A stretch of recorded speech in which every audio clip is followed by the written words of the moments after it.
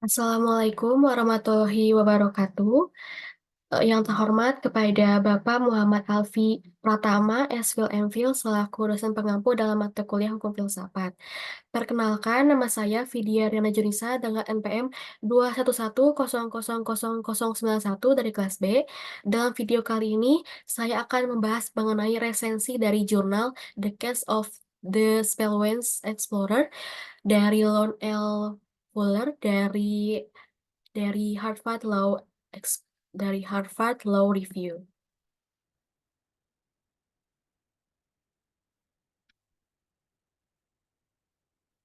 Berikut agenda dari presentasi yang saya akan lakukan hari ini. Yang pertama akan membahas mengenai kasusnya terlebih dahulu. Para terdakwa yang telah didakwa melakukan kejahatan pembunuhan. Keempat terdakwa adalah anggota Spellman Society, sebuah organisasi amatir yang tertarik pada eksplorasi gua.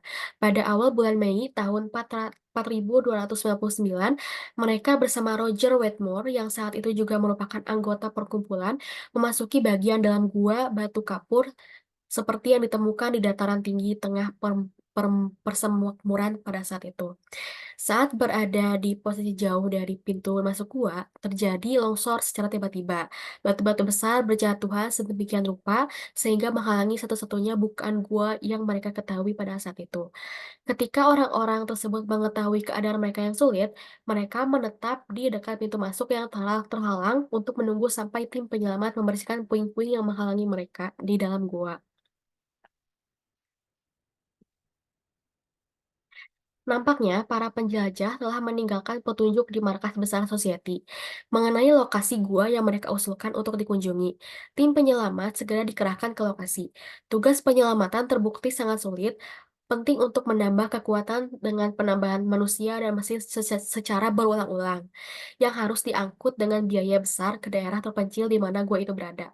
Sebuah camp sementara yang terdiri dari para pekerja, insinyur, ahli geologi, dokter, dan lain-lainnya. Pekerjaan menghilangkan penghalang atau puing-puing beberapa kali terhambat oleh adanya tanah longsor yang terjadi secara berulang-ulang. Dalam salah satu insiden tersebut, setidaknya ada 10 pekerja yang dinyatakan tewas.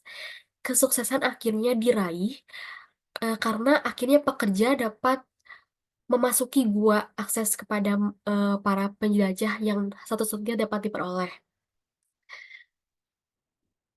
Untuk pertama kalinya diketahui bahwa mereka ternyata membawa ke dalam gua sebuah mesin nirkabel portable yang mampu mengirim dan menerima pesan. Mesin serupa segera dipasang di kamp penyelamatan dan komunikasi lisan dilakukan dengan para penjelajah di dalam gua tersebut. Mereka meminta diberitahu berapa lama waktu yang dibutuhkan untuk melepaskan mereka. Para insinyur yang bertanggung jawab atas proyek tersebut menjawab bahwa setidaknya diperlukan 10 hari meskipun tidak terjadi tanah longsor yang baru atau yang eh, secara berulang-ulang terjadi. Para penjelajah kemudian menanyakan apakah ada dokter di sana atau tidak. Dan Wetmore bertanya kepada dokter, apakah mereka itu dapat bertahan selama lebih dari 10 hari tanpa makanan atau minuman sama sekali, dan para dokter di situ menjawab bahwa kemungkinannya sangat kecil untuk bertahan hidup di dalam gua tanpa makanan dan minuman. Lalu Wetmore bertanya lagi atas nama dirinya dan atas nama rekan-rekannya, bertanya apakah mereka dapat bertahan hidup 10 hari lebih lama jika mereka memakan daging salah satu dari mereka. Dokter dan lain-lainnya tidak dapat menjawab dengan tegas. Lalu Wetmore bertanya lagi, apakah sebaiknya mereka membuat undian untuk menentukan mana yang harus dimakan. Namun tak ada satupun dokter yang hadir dan bersedia menjawab pertanyaan tersebut. Bahkan semua orang pun tidak dapat menjawab pertanyaan tersebut.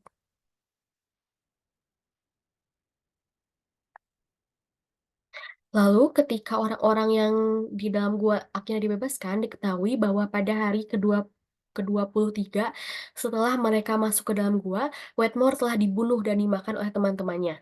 Namun selama Dadu dilemparkan, Wedmore menyatakan bahwa dia menarik diri dari pengaturan tersebut karena dia telah memutuskan untuk menunggu seminggu lagi sebelum mengambil tindakan yang begitu menakutkan dan menjijikan tersebut. Yang lain menuduhnya melakukan pelanggaran iman dan mulai melemparkan Dadu. Ketika tiba giliran Wedmore, Dadu dilemparkan untuknya oleh salah satu terdakwa dan dia minta untuk menyatakan segala keberatan yang mungkin dia miliki terhadap keadilan lemparan tersebut.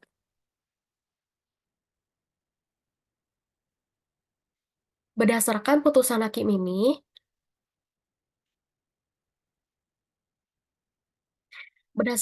hal tersebut, hakim pengadilan memutuskan bahwa para terdakwa bersalah membunuh Roger Wedmore. Hakim kemudian memvonis mereka untuk digantung. Hukum persemakmuran tidak mengizinkan dia untuk mempunyai kebijaksanaan sehubungan dengan hukuman yang akan dijatuhkan. Usai pembebasan juri, para anggotanya ikut berkomunikasi dengan ketua pelaksana meminta agar hukumannya diringankan menjadi 6 bulan penjara. Hakim pengadilan menyampaikan komunikasi serupa kepada ketua eksekutif sehingga saat ini belum ada tindakan yang diambil sehubungan dengan permohonan ini. Karena ketua eksekutif tampaknya sedang menunggu disposisi para hakim atas permohonan kesalahan ini. Selanjutnya masuk kepada pendapat dari True Penny Justice. Menurutnya, dalam menangani kasus yang luar biasa ini, juri dan hakim pengadilan mengikuti tindakan yang tidak adil dan bijaksana, namun merupakan satu-satunya tindakan yang terbuka bagi mereka berdasarkan hukum. Bahasa undang-undang yang terkenal di sana yaitu barang siapa dengan sengaja mengambil nyawa orang lain dihukum mati. Undang-undang ini tidak mengizinkan pengecualian apapun untuk ditetapkan pada kasus ini. Namun simpati kita mungkin mendorong kita untuk mempertimbangkan situasi tragis yang dialami orang-orang ini.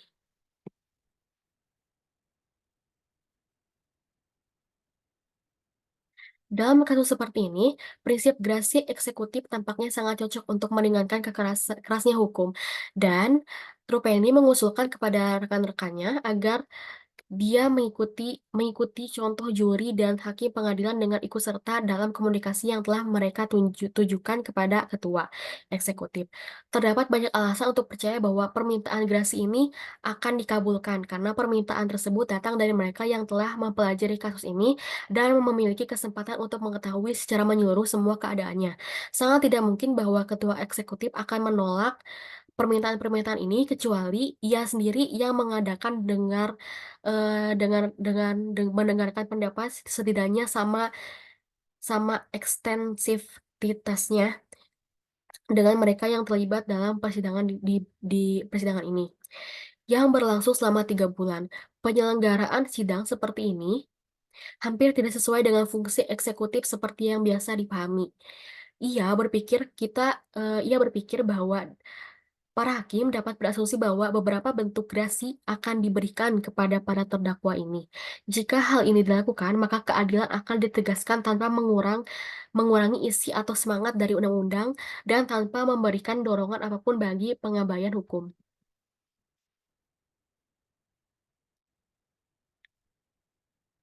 Yang kedua ada pendapat dari Foster Justice. Ia mengatakan bahwa jika pengadilan ini menyatakan bahwa berdasarkan hukum kita, orang-orang tersebut melakukan kejahatan, maka hukum kita sendiri akan dinyatakan bersalah dalam pengadilan yang masuk akal. Tidak peduli apa yang terjadi, eh, pada individu yang terlibat dalam permohonan kesalahan ini. Bagi kami, pernyataan bahwa undang-undang yang kami junjung dan uraikan memaksa kami mengambil kesimpulan yang membuat kami malu, dan kesimpulan tersebut hanya dapat kami hindari dengan mengajukan dispensasi berdasarkan keinginan pribadi eksekutif. Bagi saya, merupakan sebuah pengakuan bahwa hukum persemakmuran ini tidak lagi berpura-pura menegakkan keadilan. Foster tidak percaya bahwa undang-undang kita memaksakan kesimpulan yang mengerikan bahwa orang-orang ini adalah pembunuh. Foster yakin sebaliknya, hal ini menyatakan mereka tidak bersalah atas kejahatan tersebut.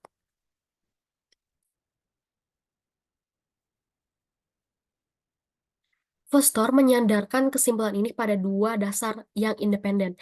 Yang keduanya cukup membenarkan pembebasan para terdakwa ini. Alasan yang pertama didasarkan pada premis yang mungkin menimbulkan pertentangan sampai premis tersebut diperiksa secara jujur.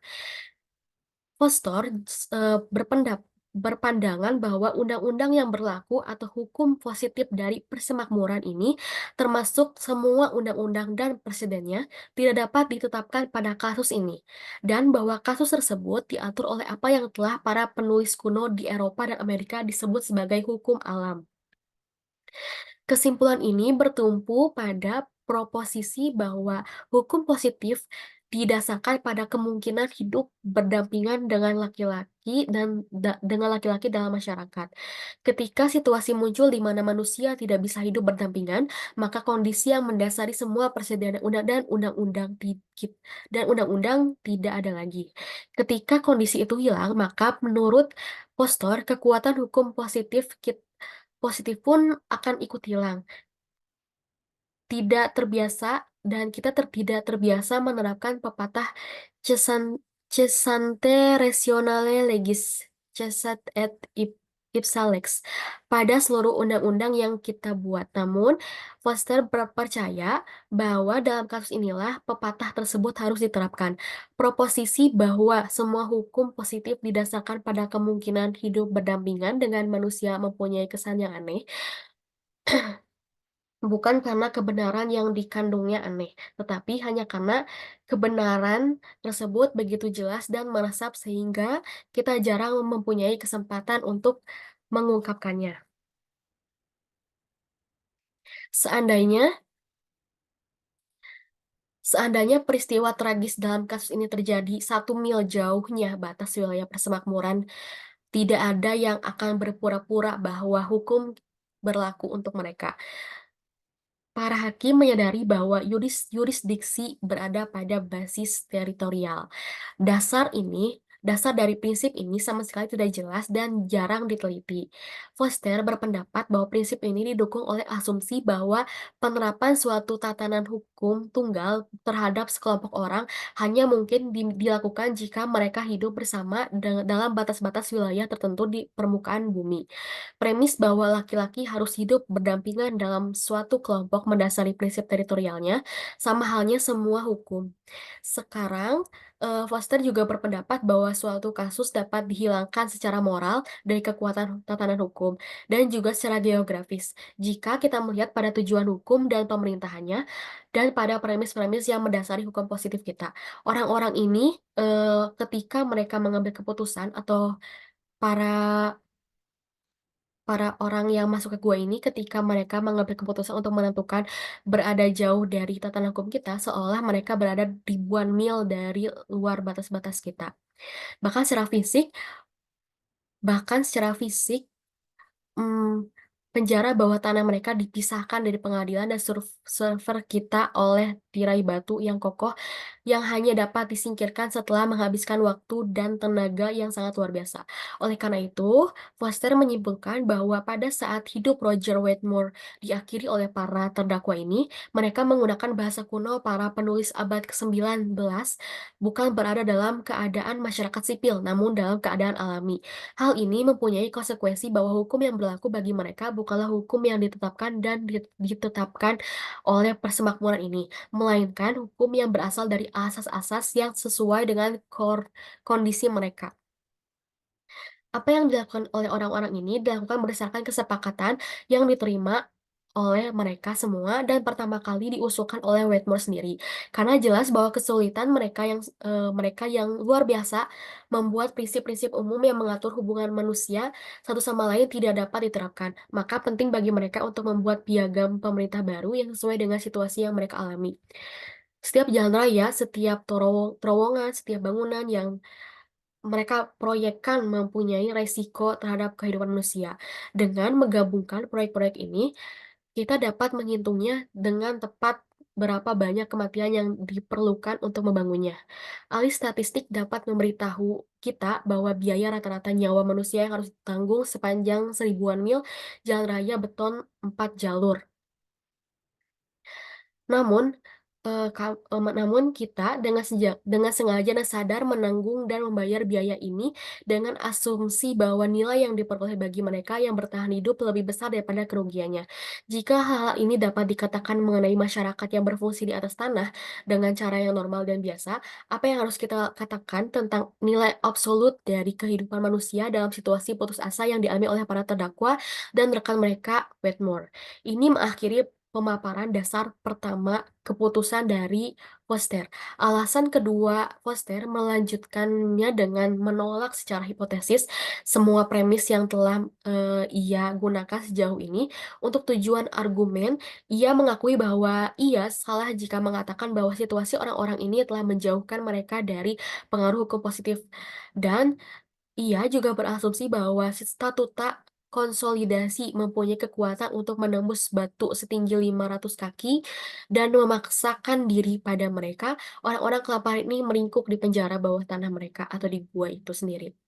Sekarang tentunya sangat jelas bahwa orang-orang ini melakukan tindakan yang melanggar kata-kata literal dari undang-undang yang menyatakan bahwa dia dengan sengaja mengambil nyawa orang lain adalah seorang pembunuh. Namun salah satu kebijaksanaan hukum yang paling kuno adalah pepatah bahwa seseorang yang dapat melanggar hukum tanpa melanggar hukum itu sendiri. Setiap proposisi hukum positif, baik yang terkandung dalam undang-undang atau presiden peradilan, harus ditafsirkan secara wajar, berdasarkan tujuannya yang jelas. Ini adalah kebenaran yang sangat mendasar sehingga hampir tidak perlu untuk menjelaskannya secara panjang lebar.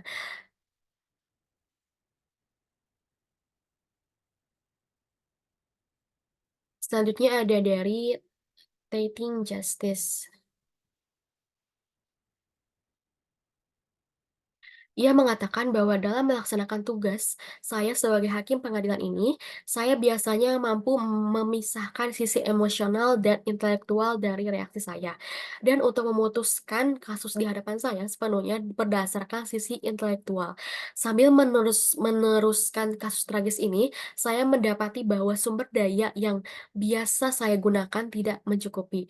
Di sisi emosional, saya mendapati diri saya terpecah antara simpati terhadap orang-orang ini dan perasaan benci dan jijik terhadap tindakan mengerikan yang mereka lakukan. Saya berharap bahwa saya dapat mengesampingkan perasaan-perasaan yang saling bertentangan ini sebagai hal yang tidak relevan dan memutuskan kasus ini berdasarkan bukti yang meyakinkan dan logis mengenai hasil yang dituntut oleh hukum kita. Sayangnya, pembebasan ini belum dapat dijaminkan kepada saya.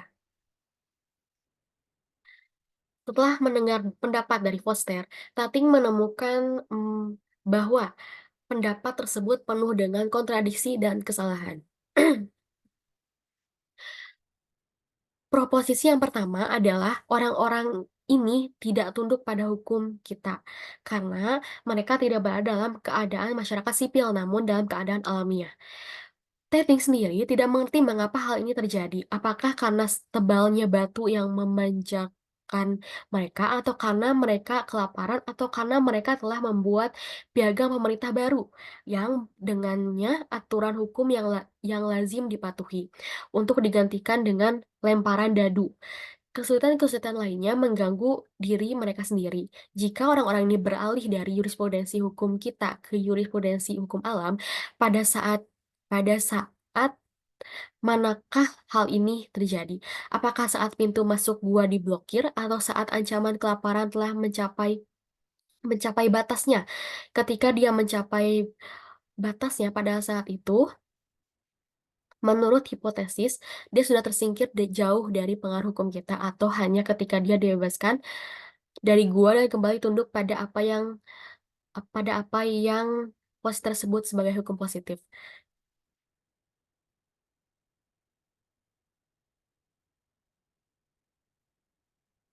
Menurutnya, isi kode alam Foster yang usulkan untuk diadopsi sebagai bagian dari hukum dan diterapkan pada kasus ini benar-benar kode yang kacau. Ini adalah sebuah kode di mana hukum kontrak lebih mendasar daripada hukum pembunuhan.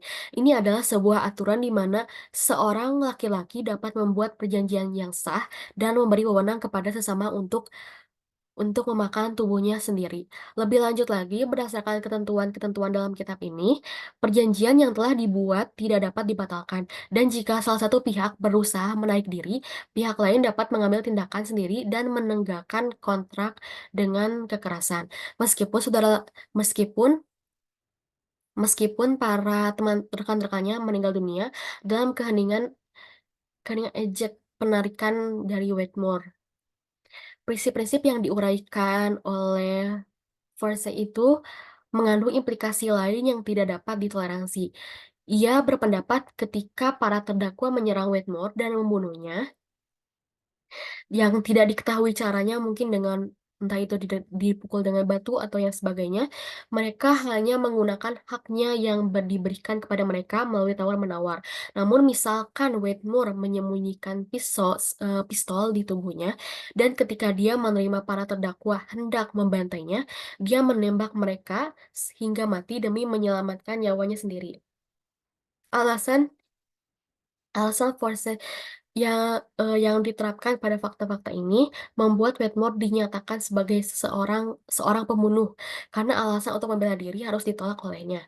Jika para penyerangnya bertindak dengan benar dalam upaya menyebabkan kematian, maka tentu saja dia tidak dapat lagi mengajukan alasan bahwa dia membela hidupnya sendiri seperti apa yang dilakukan oleh seorang narapidana yang membunuh Algojo yang secara sah mencoba untuk memasang tali di lehernya.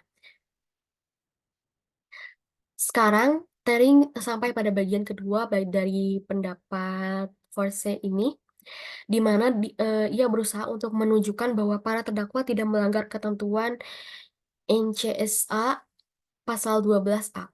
Di sini, di sini bukannya jelas malah menjadi kabur dan ambigu bagi Tering. Meskipun Meskipun Forse ini tampaknya tidak menyadari kesulitan yang ada dalam demonstrasinya. Namun dalam jalannya kasus ini, Teting mengalami kesulitan dan kebingungan tentang kerumitan dalam kasus kasus ini. Ia hampir tidak tidak tidur sejak hal itu dan diperdebatkan di hadapannya ketika Teting merasa dirinya cenderung untuk menerima pandangan dari Foster. Teting juga merasa ditolak oleh perasaan bahwa argumennya tidak masuk akal secara intelektual dan mendekati rasionalisasi berkala. Di sisi lain, ketika ia cenderung untuk mempertahankan keyakinan tersebut, Teteh dikejutkan oleh absurditas perintah agar orang-orang ini dihukum mati ketika nyawa mereka telah diselamatkan dengan mengorbankan nyawa 10 pekerja yang heroik. Teting sangat menyesal karena jaksa menganggap pantas untuk meminta dakwaan pembunuhan. Jika ia mempunyai ketentuan dalam undang-undang yang menyatakan bahwa mereka memakan daging manusia merupakan suatu kejahatan, itu akan menjadi tuduhan yang lebih tepat. Jika tidak ada dakwaan lain yang sesuai dengan fakta kasus ini yang dapat diajukan terhadap para terdakwa, maka akan lebih bijaksana jika Teting tidak mendakwa mereka sama sekali. Namun sayangnya, orang-orang tersebut telah didakwa dan diadili. Dan oleh karena itu, para hakim juga ikut terseret dalam kasus ini dan yang tidak menguntungkan. Karena menurut Teting sama sekali tidak mampu menyelesaikan keraguan yang menyelimutinya mengenai hukum kasus ini. Dengan penyelesaiannya, dengan penyesalannya, Teting mengumumkan sebuah langkah yang dia yakin belum pernah terjadi sebelumnya dalam sejarah pengadilan, dan ia menyatakan menarik diri dari keputusan kasus ini.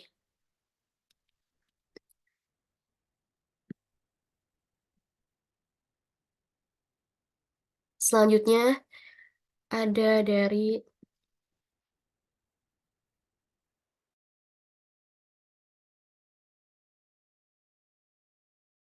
Selanjutnya ada dari Ken Justice. Ia berpendapat bahwa satu-satunya pertanyaan yang ada di hadapan kita untuk mengambil keputusan adalah apakah para terdakwa ini dalam pengertian NCSA pasal 12A dengan sengaja mengambil nyawa Roger Whitmore. Bahasa sebenarnya dari undang-undang tersebut adalah sebagai berikut. Barang siapa dengan sengaja mengambil nyawa orang lain akan dihukum mati. Sekarang saya kira setiap pengamat yang jujur, yang puas mengekstrak makna alami dari kata-kata ini akan langsung mengakui bahwa para terdakwa ini memang dengan sengaja mengambil nyawa Roger Whitmore. Lalu menurut Ken Justice, lalu dari manakah timbul semua kesulitan dalam kasus ini? Dan perlunya diskusi selebar-lebarnya tentang apa yang seharusnya begitu jelas. Kesulitan-kesulitan tersebut dalam bentuk penyiksaan apapun yang mereka hadapi, semuanya berasal dari satu sumber, yaitu kegagalan dalam membedakan aspek hukum dan aspek moral dalam kasus ini. Bahwa banyak pihak yang tidak menyukai kenyataan bahwa hukum tertulis mensyaratkan hukuman bagi para terdakwa. Ken pun juga sama menganggapnya seperti itu, tapi tidak seperti para hakim-hakim yang lainnya. Ia sangat menghormati kewajiban sebuah kantor yang mengharuskan ia untuk mengesampingkan preferensi pribadi pribadi ketika ia ingin menafsirkan dalam dan menerapkan hukum persemakmuran ini. Tentunya, Foster tidak mengakui bahwa ia dipicu oleh ketidaksukaan pribadinya terhadap hukum tertulis. Sebaliknya, ia mengembangkan argumen yang lazim yang menyatakan bahwa pengadilan dapat mengabaikan bahasa tegas dari suatu undang-undang ketika sesuatu yang tidak terkandung dalam undang-undang itu sendiri, yang disebut tujuannya, dapat digunakan untuk membenarkan hasil yang dianggap tepat oleh pengadilan. Karena ini adalah persoalan lama antara antara Ken dan kolega-koleganya.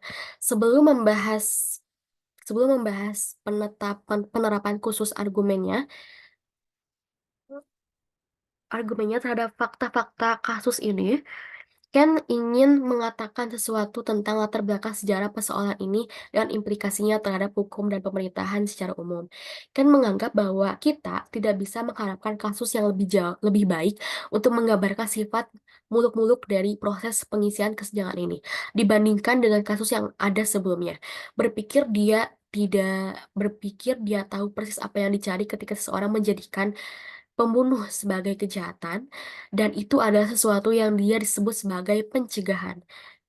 Tetin juga telah menunjukkan betapa banyak yang terlewatkan dalam penafsiran itu. Namun menurut Ken, masalahnya sangat lebih dalam. Ken sangat meragukan apakah undang-undang apakah undang-undang yang menjadikan pembunuhan sebagai kejahatan benar-benar memiliki tujuan yang dalam arti biasa. Pada dasarnya, undang-undang tersebut mencerminkan keyakinan mendalam manusia bahwa salah dan pembunuhan adalah salah dan bahwa pelakunya harus dilakukan tindakan. Jika kita dipaksa untuk lebih pandai berbicara mengenai masa ini, kita mungkin akan berlindung pada teori-teori yang lebih canggih dari para kriminolog, yang tentu saja tidak ada dalam pikiran mereka yang merancang undang-undang ini. Kita mungkin juga mengamati bahwa laki-laki akan melakukan pekerjaannya dengan lebih efektif dan menjalani kehidupan yang lebih bahagia jika mereka terlindung dari ancaman kekerasan. Mengingat bahwa korban pembunuhan seringkali adalah orang-orang yang tidak menyenangkan. Kami dapat menambahkan, atau para hakim dapat menambahkan beberapa pendapat bahwa urusan membuang barang-barang yang tidak diinginkan bukanlah fungsi yang cocok untuk untuk perusahaan swasta, namun harus menjadi monopoli monopoli negara. Jika kita tidak mengetahui tujuan dari pasal 12A itu, bagaimana mungkin kita dapat mengatakan ada celah di dalamnya? Bagaimana kita bisa mengetahui apa yang dipikirkan oleh para pembuat pembuat gambar mengenai pertanyaan tentang pembunuhan manusia untuk dimakan? Teting juga telah mengungkapkan rasa jijinya yang tidak dimengerti, meskipun mungkin sedikit berlebihan terhadap kanibalisme.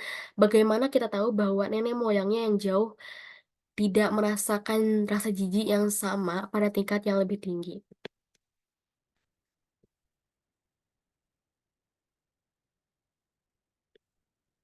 Mungkin karena alasan itulah nenek moyang kita menyatakan larangannya dalam bentuk begitu luas dan tidak memenuhi syarat. Semua ini tentu saja hanya dugaan, tetapi masih sangat jelas bahwa baik bahwa baik Ken maupun Foster tidak mengetahui apa tujuan yang sebenarnya dari pasal 12A ini. Seperti halnya dalam menangani undang-undang, demikian juga dalam menangani pengecualian. Pertanyaannya adalah bukanlah dugaan dari peraturan tersebut, namun ruang lingkupnya. Sekarang ruang lingkup, pengecualian yang mendukung pembelaan diri seperti yang diterapkan oleh pengadilan sudah jelas. Ini berlaku untuk kasus-kasus perlawanan terhadap ancaman agresif, terhadap, kehidupan pihak tersebut sendiri. Oleh karena itu, terlalu jelas untuk berargumen bahwa kasus ini tidak termasuk dalam cakupan pengecualian, karena jelas bahwa Wetmore tidak memberikan ancaman kepada nyawa para terdakwa tersebut. Keburukan yang mendasar dari upaya dari upaya Foster untuk menyelubungi pembuatan undang-undang tertulis dengan kesan legitimasi muncul secara tragis dalam pendapat Teting. Dalam pendapat tersebut, Teting berjuang sekuat tenaga untuk menggabungkan moralisme longgar rekannya dengan rasa kesetiaannya terhadap hukum tertulis. Persoalan perjuangan ini hanyalah apa yang telah terjadi, yaitu kegagalan total dalam menjalankan fungsi peradilan. Keputusan yang sulit bukanlah keputusan yang populer. Para hakim telah dipuji dalam literatur karena kehebatan mereka yang mungkin licik dalam merancang beberapa dalih yang dapat digunakan oleh pihak yang berperkara untuk dicabut hak-haknya ketika masyarakat menganggap bahwa ia salah jika menuntut hak-hak tersebut. Namun, Ken percaya bahwa dispensasi yudisial lebih merugikan dalam jangka panjang dibandingkan dengan keputusan yang sulit. Kasus-kasus sulit bahkan mungkin mempunyai nilai moral tertentu dengan membawa pulang tanggung jawab masyarakat terhadap hukum yang pada akhirnya merupakan ciptaan mereka dan dengan mengingatkan mereka bahwa tidak ada prinsip kasih karunia pribadi yang dapat meringankan kesalahan para wakil mereka.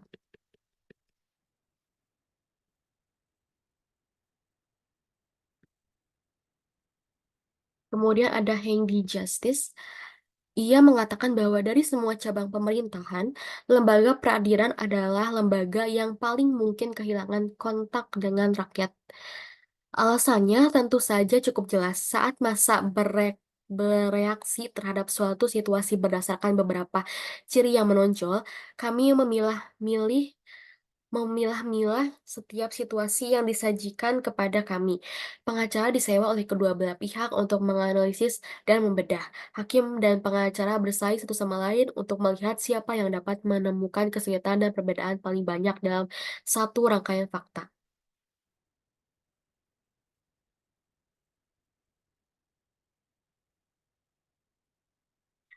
Pertama, kasus ini telah membangkitkan animo masyarakat yang sangat besar, baik di dalam negeri maupun di luar negeri. Hampir di setiap surat kabar dan majalah memuat artikel tentang hal itu. Kolumnis telah berbagi informasi rahasia dengan pembacanya mengenai langkah pemerintah selanjutnya. Ratusan surat kepada editor telah dicetak. Salah satu jaringan surat kabar besar melakukan jejak pendapat publik mengenai pertanyaan, menurut Anda, apa yang harus dilakukan Mahkamah Agung terhadap penjelajah spellwenz?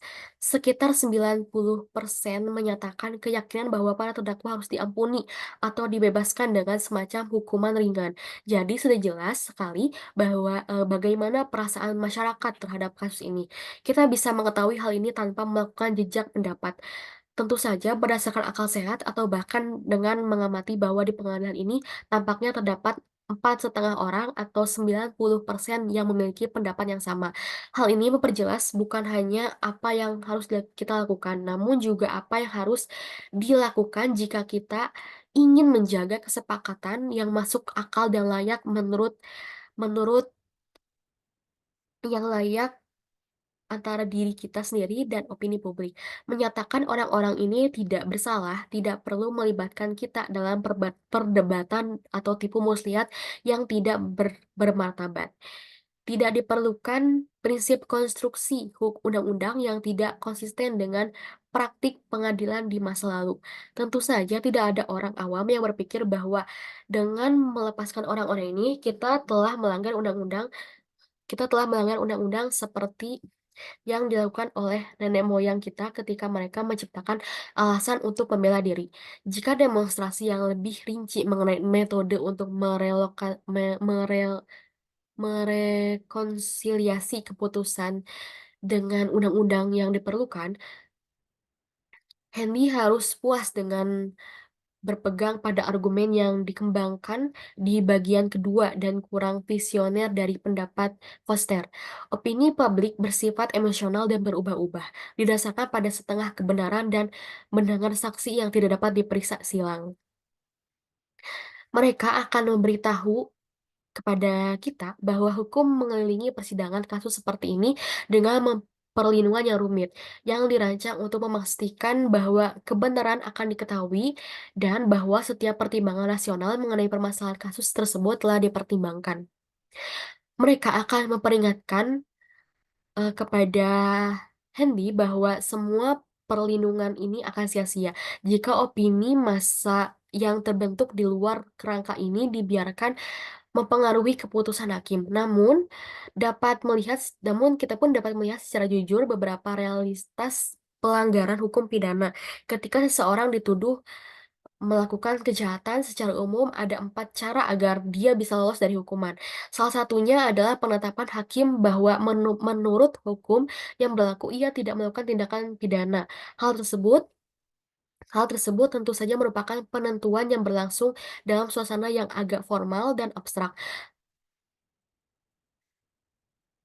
Ada 3 cara lain yang bisa membuat dia lolos dari hukuman. Hal tersebut yaitu yang pertama ada keputusan jaksa untuk tidak meminta surat dakwaan, yang kedua pembebasan oleh juri, yang ketiga pengampunan atau pengurangan hukuman oleh eksekutif.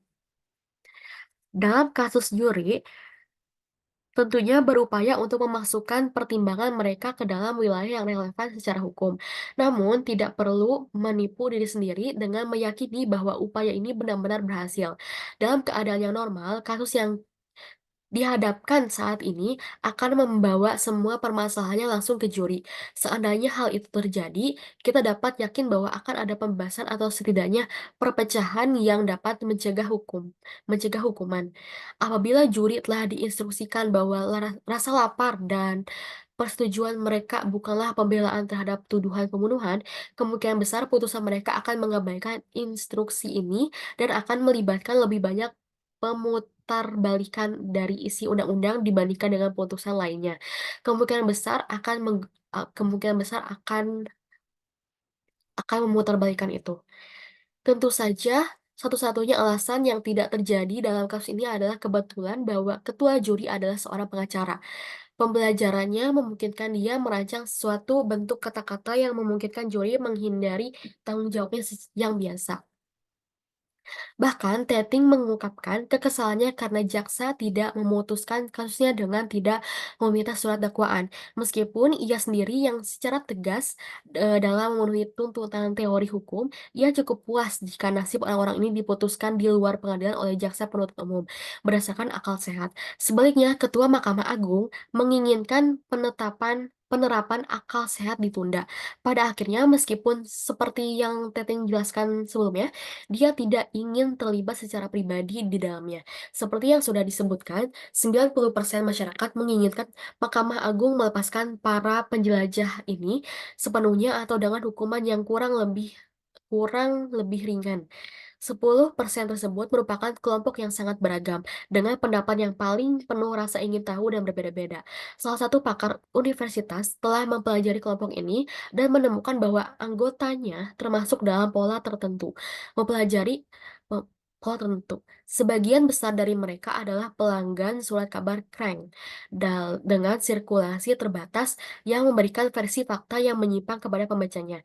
Beberapa orang mengira bahwa Spellwench berarti seperti kanibal, dan antropofa- antropofagi adalah prinsip masyarakat. Namun hal yang ingin Hendy sampaikan adalah meskipun meskipun hampir semua keragaman dan corak pendapat terwakili dalam kelompok ini, sejauh yang ia tahu tidak ada satupun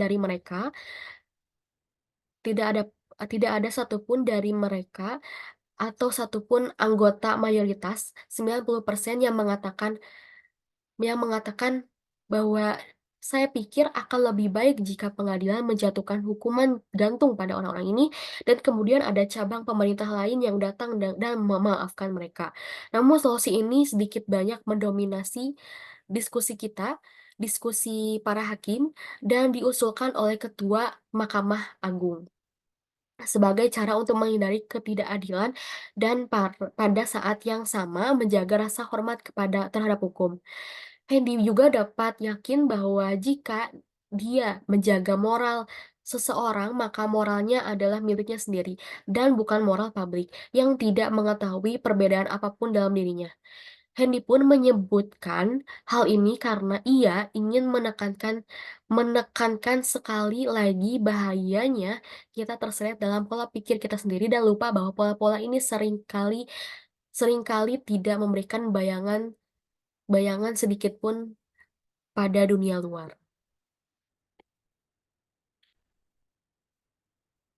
Selanjutnya adalah apa pembelajaran yang dapat saya ambil dari jurnal tersebut. Pembelajaran yang saya ambil yaitu, dalam memutuskan suatu perkara atau permasalahan, kita harus melihat dari berbagai aspek yang dapat memungkinkan bahwa permasalahan atau peristiwa tersebut dapat terjadi. Hukum memang harus ditegakkan, namun dengan melihat dari aspek lain seperti kondisi yang mendesak dan moral-moral yang tadi sudah Hendy katakan, juga dapat menjadi pertimbangan hakim dalam memutuskan suatu perkara yang rumit seperti ini. Dalam kehidupan sehari-hari pun, kita harus melihat terlebih dahulu dari berbagai kondisi, dari berbagai aspek, bagaimana cara penyelesaian dari peristiwa atau permasalahan yang terjadi.